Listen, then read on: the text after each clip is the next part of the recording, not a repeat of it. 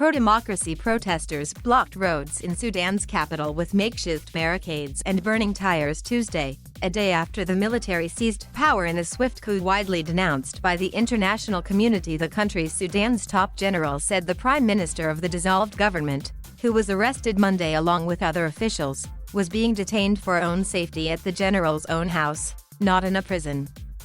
He said Prime Minister Abdalla Hamdok was in good health.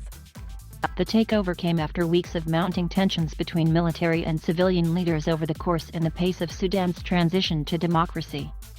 It threatened to derail that process, which has progressed in fits and starts since the overthrow of longtime autocrat Omar al-Bashir in the popular uprising 2 years ago.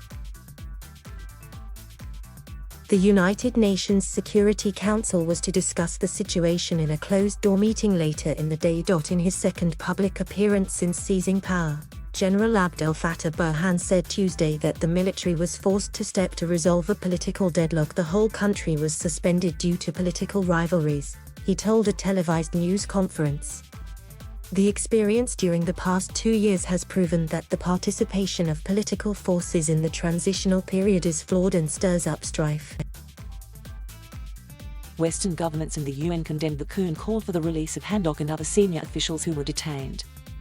US President Joe Biden's administration announced the suspension of $700 million in emergency assistance to Sudan, a nation in Africa linked by language and culture to the Arab world. But Burhan raised the possibility that some of those being held could face trial for what he called incitement against the military. Mariam al-Mahdi, the foreign minister in the government that the military dissolved, was defiant Tuesday, declaring that she and other members of Hamdok's administration remained the legitimate authority in Sudan. "We are still in our positions. We reject such coup and such unconstitutional measures," she told the Associated Press over the phone from her home in Khartoum. "We will continue our peaceful disobedience and resistance." Hours after the military arrested Hamdok, Sudanese flooded the streets of the capital, Khartoum, and other cities in protest. At least 4 people were killed and over 80 wounded when security forces opened fire on protesters, according to the Sudan Doctors Committee. The country and the world are now braced to see if more violence will unfold in the nation, which saw a bloody crackdown on pro-democracy protests in 2019.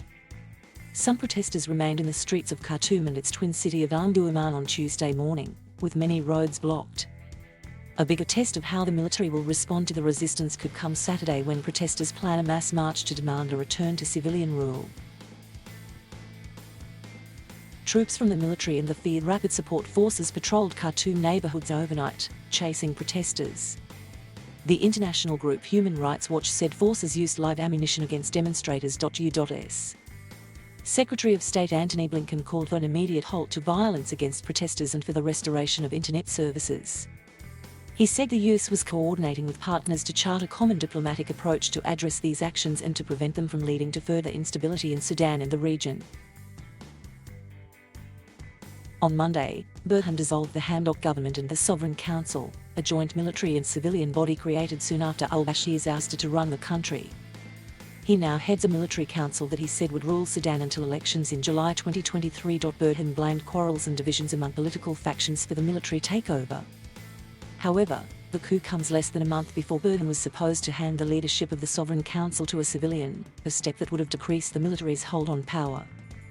In recent weeks, he repeatedly indicated he might not go through with that. The general said he is serious about holding elections on schedule. But much could happen in the coming 19 months, and it is not clear if the military will be willing to release the group it has had for decades. Hamdok and others in the transitional government are still being held at a military camp outside Khartoum. Al-Mahdi spoke to the wife of one of those detained, Minister of Cabinet Affairs Khalid Omar, and said he was humiliated and mistreated during his arrest. "They took Khalid barefoot, wearing only his night clothes," she said. Thank you for watching. Please subscribe.